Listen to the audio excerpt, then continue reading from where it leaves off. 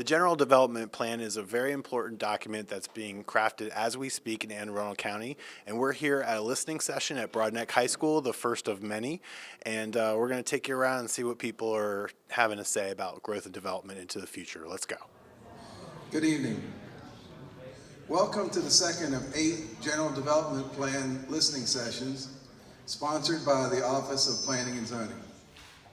On behalf of County Executive Shue, it is my pleasure to welcome you to Broadneck High School. My name is Phil Hager, and I have the honor of serving the citizens of Anne Arundel County as the Planning and Zoning Officer. At the end of last month, the county initiated the 2019 General Development Plan, frequently referred to as the GDP. The GDP is Anne Arundel County's comprehensive plan. What makes it comprehensive? It's comprehensive because it's countywide and because it looks at diverse issues such as water resources, agriculture, transportation, economic vitality, the natural landscape, land use, and community facilities. All of these are interwoven together to produce a document that will include substantive recommendations, implementation mechanisms, and policy recommendations for your future. The GDP will be used as a guidance tool for future actions, especially comprehensive rezoning. Why do we make a plan?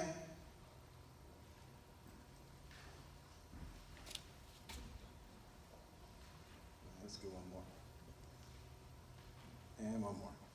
There we go. These are some of the elements that are included in the General Development Plan. Many of these are the ones that I just referred to. Let's go one more. All right. We make plans because plans help us to allocate resources. They help us to make better decisions. Some of those decisions involve the use of our resources, human resources as well as natural resources, and the way that we allocate our budgets for fiscal responsibility and for sustainability. We also do these plans because we care. We know that you care as citizens of the county, and we care as those who work for you to try to make a better future for Anne Arundel County. Over the next year and a half, the county, with your assistance, will be hosting listening tours, conducting background studies and analyses, developing visions, evaluating alternatives, and formulating the elements that will become our draft plan for the future. Along the way, there will be opportunities for public participation through listening sessions, online surveys, a citizen-based advisory committee, public forums, online engagement opportunities, planning advisory board meetings, a public hearing, a citizens-based advisory committee, county council interaction, and finally, a legislative hearing before the council prior to consideration for adoption. The purpose of tonight's forum is to provide you with an opportunity to share some of your thoughts, opinions, and concerns. We are going to be doing that through a variety of different mediums in an effort to allow all of our participants to do so in a way that's comfortable for them.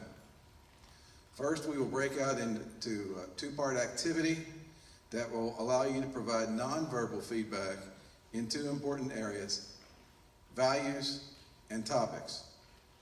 The value survey invites you to respond to 3 critical questions. What do you like about Anne Arundel County? What needs to be improved? And what should the future of the county look like? This section also includes a short demographic component to help staff identify our level of public engagement. We have 3 different areas for the first part.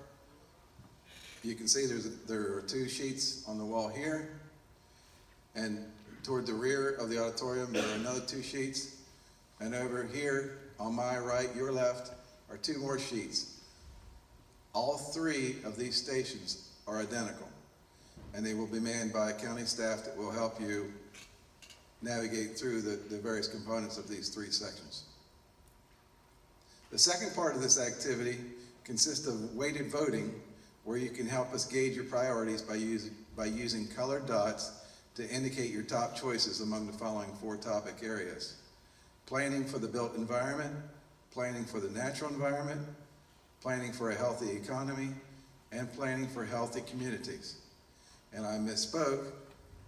That is what these sheets are for. In our final station area, just outside the door where you entered the auditorium, is the section where you participate in the first activity that I just described. We are allowing approximately 45 minutes for these two activities. When everyone has had a chance to complete them, we will be reassembling here in the auditorium for the final part of tonight's program. And that's where, if you wish, you may have an opportunity to speak to the full gathering. We would ask that as you return to your seats, that you, if you wish to participate in the speaking part, that you sign in on the sheet. Gene, would you hold up the sheet? Thank you.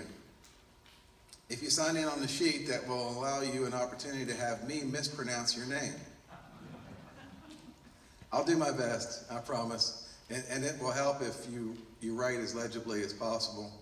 But we will read off your name and provide you with a certain amount of time in which to address the gathering. If we know how many speakers we have, that will help us, because then we can figure out how much time to apportion to each speaker. I will be keeping track of the time so that we make sure we have an opportunity to hear from all of our participants here this evening. Again, this isn't really a question and answer forum, although I'm sure that many of you do have questions on your mind. This is a great opportunity for us to hear your questions, to hear your concerns and your opinions about how things are going in the world of planning and zoning in Anne Arundel County, particularly in this part of Anne Arundel County. This is the second, as I noted, of our listening sessions, and they are going to be held at various locations throughout the county over the next several months, and the last one will take place in February. Out of courtesy to all of those in attendance, if you have a cell phone or electronic device, I would ask at this time, if you have not already done so, to please turn the device off or move it to silent. So before we begin, I'm going to just ask if there's any questions about the format for this evening. Seeing none, I'm going to ask then that we go ahead and move forward. We're slightly ahead of schedule, which means that there may be a little bit more time available for people to participate in the verbal portion of tonight's session. Again, staff are going to be working at the various stations. There's 3 stations here inside the auditorium. There's one just outside the door, and the sign-in sheet for the speaking portion of tonight's program is at the table at the entryway. Thank you all.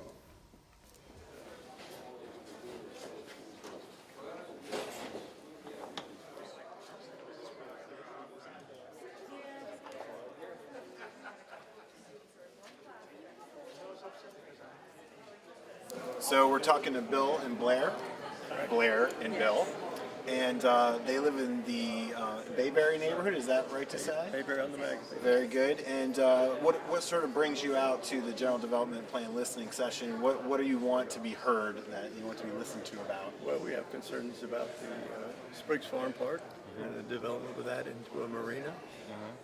We're also, at least I am, concerned about the traffic. Well, I think we want to keep it beautiful, of course, but we also want to make sure that we're using our land properly. It's already public access in Spriggs Farm. We probably have anywhere from 25 to 50 kayakers and people who are enjoying the space there. So we're really happy with that. I think what's important, public safety is important. 6 to 7 school bus stops along the way. I'm sure as you were going to Deep Creek, you could see how those roads are. It's a little windy. It's a little windy. There's a lot of blind turns, and it's a narrow. I mean, we just put traffic calming stations in for the express purpose of public safety for our school children. But it's more than just public water access. It's about the whole of the county and keeping the county as pristine as it is, the balanced growth that it's had, the economic growth that it attracts, and the type of people it attracts, which is wonderful. We have a great county, and we want to keep it that way. The traffic in the peninsula is horrible. How do we do better with traffic? How do we make traffic better? Oh, very easy. Quit expanding the Severn River Bridge and put another crossing over to the eastern shore. Okay. Well, I appreciate both of you talking with me. Thank you very much, and I hope we'll see you at the many, many meetings that will be coming down the road, and the county council meetings and all that stuff for the next year. We'll be there. Someone from our community will be there. Great, thank you.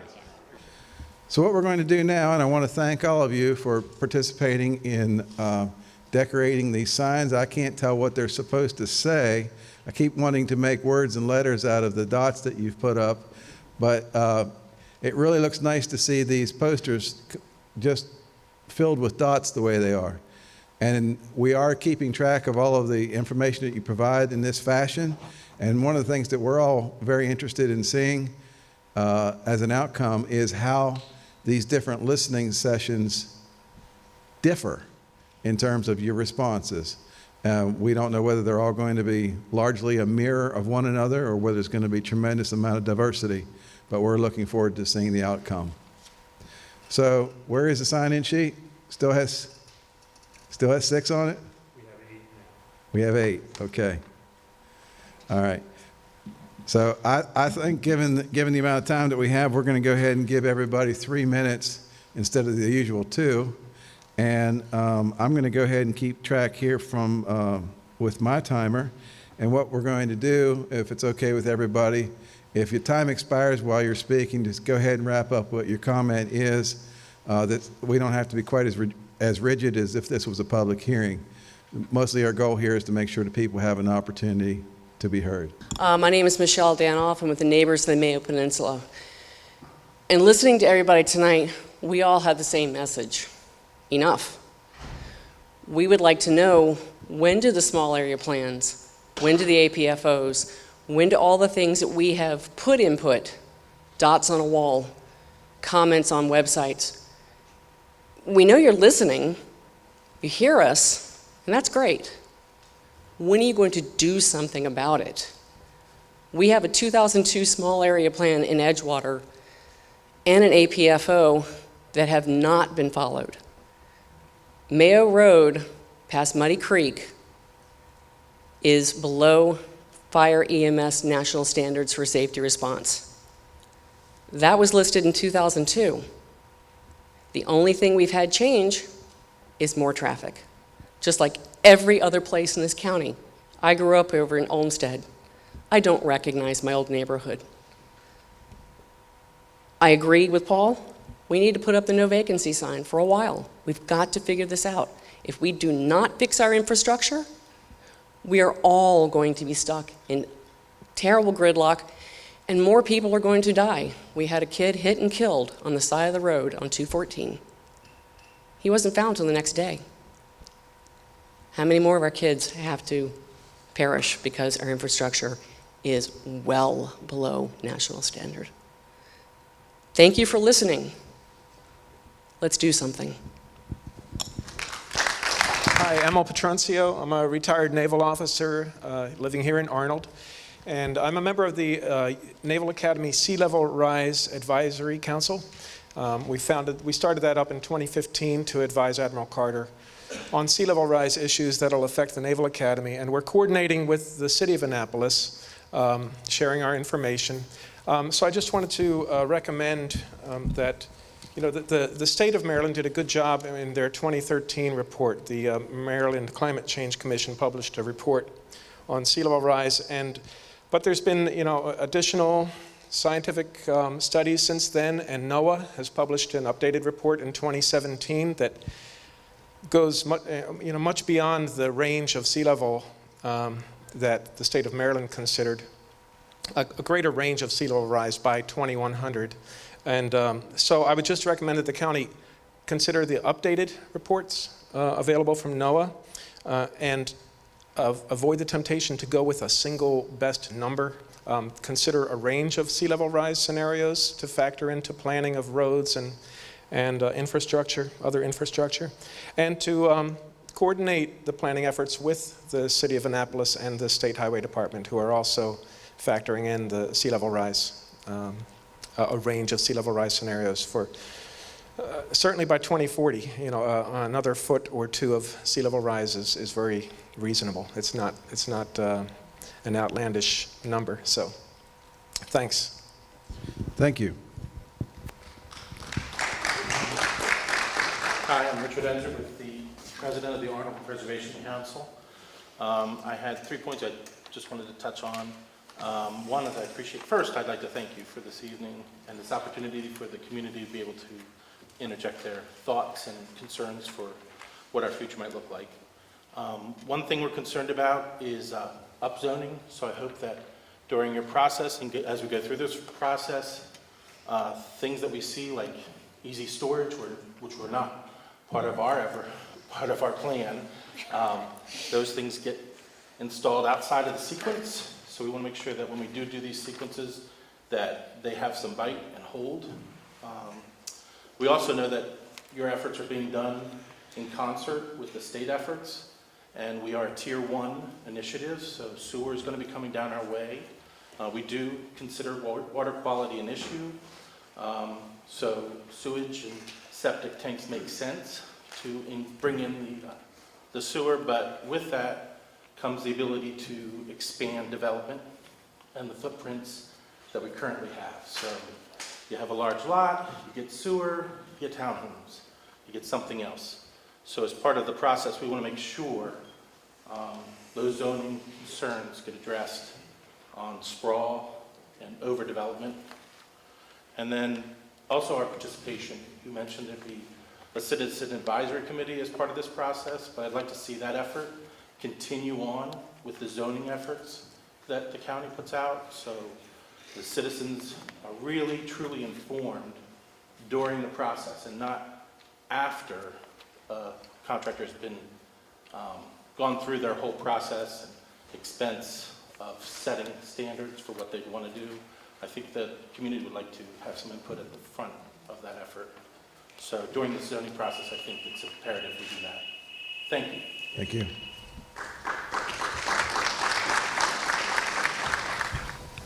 My name is Paul Spadaro. I've been living in Anne Arundel County since 1979, and I'm a resident in the county, and I live on Cattell Creek, and I happen to be president of the Magothy River Association.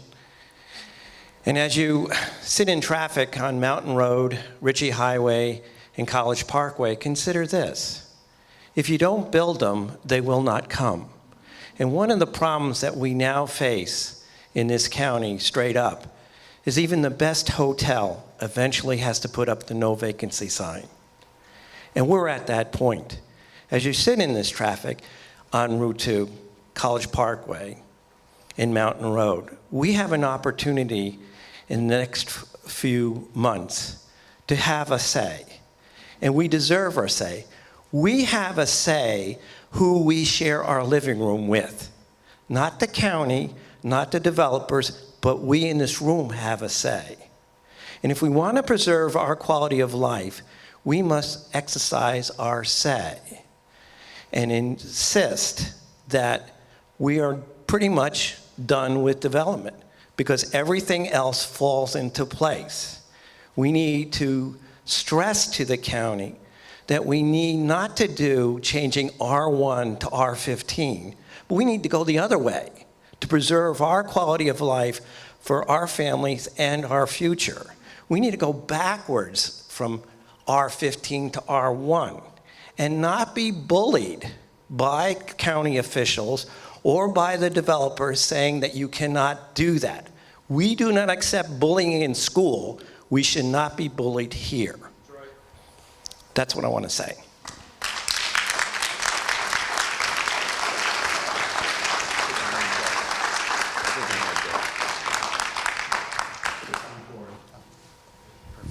Hi, I'm John Corin with Bicycle Advocates for Annapolis and Anne Arundel County. I also chair the Bicycle Advisory Commission for the county, and I sit on the newly formed Transportation Commission, which had its first meeting last week. I'm going to follow up on what Paul talked about. The relationship between infrastructure, whether that's sewer and water, transportation, schools, public safety, et cetera, and land use. And we've been in a pattern where density is always ahead and infrastructure is trying to catch up and really never can catch up. So one of the things I think is really important in this plan is that we fully integrate our infrastructure plans with our land use plans so that infrastructure gets caught up and then they then remain in sync. And with regard to transportation in particular, and I wouldn't be right if I didn't say this, we need to consider all modes of transportation. This county has been designed for automobiles. We need it to be designed for biking, walking, and transit, which will take some of the automobiles off the road, make our population a little healthier. 2 weeks ago, with police escort, we had 450 kids in this area bike to school with police escort down College Parkway. If we get our trails built, and if we get our cul-de-sacs connected to one another, kids can have bike to school day every day. That'll relieve a little of the traffic, make our kids healthier, and a little more energetic when they get to school. So multimodal transportation, and let's better sync up our infrastructure plans with our land use and density. Thank you.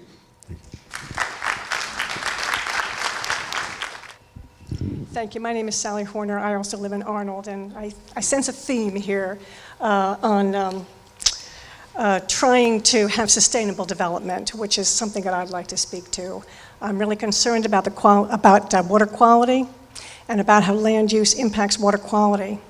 And when we think about how much money now, excuse me, and when we think about how much money the county is spending now to retrofit the poor land use decisions that were made in the past, and that's why we have the stormwater fee, to fix all those problems.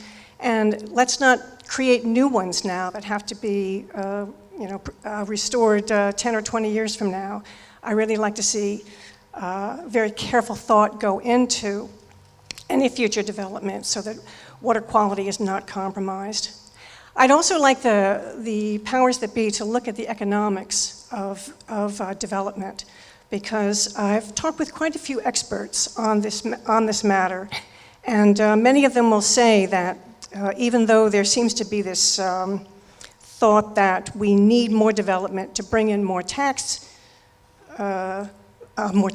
into the county, the true cost of development is not really being considered in terms of all the infrastructure which is not covered specifically by development, including all of the maintenance of that infrastructure that was put in for the development. So I'd really like to see careful thought go into the economics of the cost of development. And finally, something that I think is of concern to a lot of us is the concern about how much teeth are in the general development plan. You know, we had the small area plans, 2009, we had another general development plan, and now we have another one coming up for 2019. But if there are no teeth in these plans, then how valuable is it for us to come? I mean, it's great for us to be able to say this is what we'd like, but I'd like to hear something about the enforceability of the plan and how the county could help us see that there is going to be some real enforceable issues in the plan. Thank you. My name is Randy Morser. I'm a Maryland business owner, and I'm a former resident of a former paradise known as Southern California that is no longer a paradise because it is overdeveloped, badly overdeveloped. It's legendarily overdeveloped. So you take a beautiful place like Orange County, San Diego County, keep adding houses to it. More houses, more houses. You become, the traffic legend of the world from LA to the Mexican border. Unbelievable. Too much development. I moved to Maryland. I want my kids to grow up in the woods. I have two young kids. They're growing up in the woods now, but there's a project on the books right now to turn those woods into houses. That's a terrible idea, if you ask me. I want my kids to grow up in the woods. I love this place. It's beautiful. I'm saying I love this place, and I'm from San Diego. I love this place. It's great. Let's keep it this way. Let's keep it this way. Stop development. No vacancy. We have enough. I agree. Wholeheartedly, sir. Thank you. Hi, I'm Dick Ladd. I live up the street. I would like to just say that I listened to the whole discussion, and I would like to comment that we're talking about where this county goes in the future, and we have to figure out what forces we have to accommodate and adjust for and how we grow. So I would like to see the county put forward some assumptions about what we're trying to get our heads around.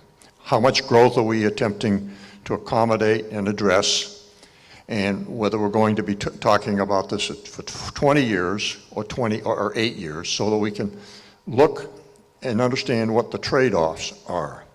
Now, in fairness to the planning director, I've already harassed them a little bit about this, but there are tier requirements which the state imposes on us about how we think about our planning.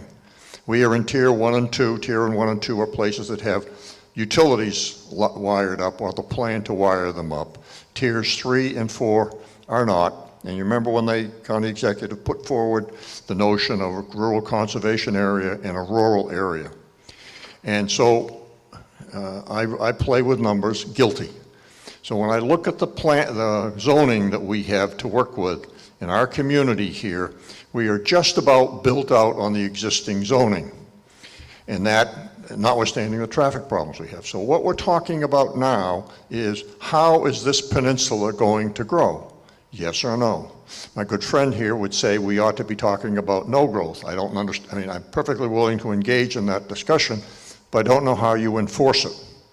So we've got this question about how fast should we be, can we grow, should we grow, how do you control it? And what are the things that are absolutely imperative we get others to think about? Principle on that is, and I call this to everybody's attention, I would say about half of the comments we had here are on roads. Comment that my good friend over here, the Director of Public Works, would say, I acknowledge you as a friend today, though, be careful, that you can deny that. But 80% of the miles that we drive in this county are done on 20% of the roads. That 20% of the roads are state highways. And it's those things, those roads, which drain us. You heard talk about Route 2.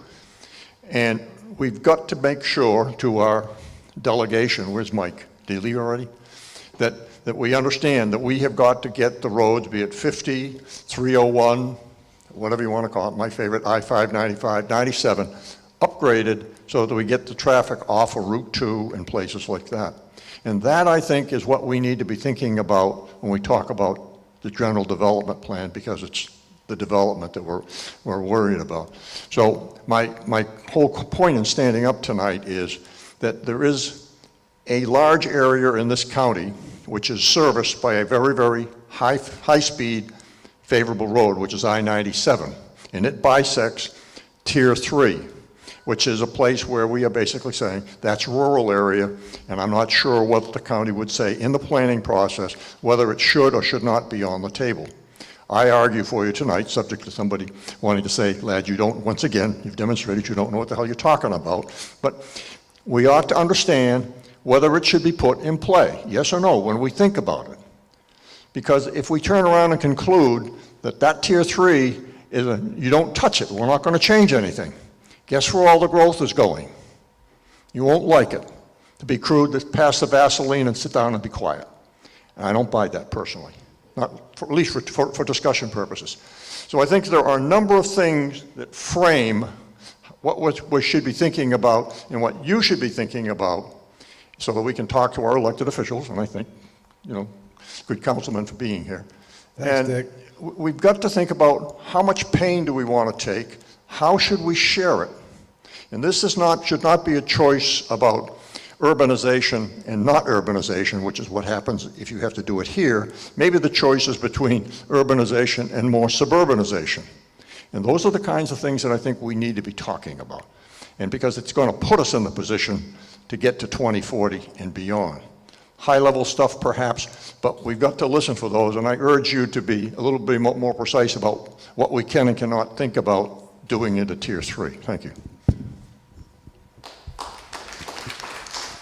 Also a long resident of this area. If we could have your name for our record. Heather Burlett. I grew up on Dividing Creek, and after about 30 years in Baltimore, my husband and I were able to finally come back to the area. and a fort in Bayberry.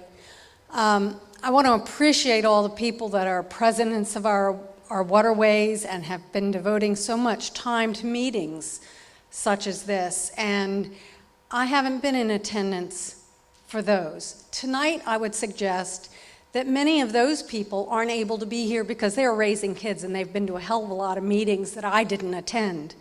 So, unprepared, I have to say that we have a very big group of people supporting our concern over the Spriggs Farm Park. And I don't see, with all the discussion that's here, that I can leave tonight without saying that the Broadneck Peninsula can hardly support motorboat launch at the Spriggs Farm Park. So our communities of Stonington, Bayberry, and Olmsted each border that. I know that it's been my life savings and life goal to be able to afford to live there, and I have a 29-year-old son with disabilities who I took to that little neighborhood that's reserved, it's protected. But to bring public traffic in there to the roads that have already been reduced in speed and with traffic calming devices, and then turn that around and say we're going to bring traffic from all over to launch boats at our Spriggs with the dredging that's necessary, Broadneck has to say to you, and I represent all those people that are working on that issue. So please conserve it for our kayakers and paddleboarders. Thank you. On behalf of the Anne Arundel County Office of Planning and Zoning, the county executive, and the county council, I want to thank all of you for taking time out of your busy schedules to be here with us this evening. I have a little thing I stole it from one of the airlines. There are many places that you could be here, that you could be tonight. Although I think Dancing with the Stars was on last night, right, Gene?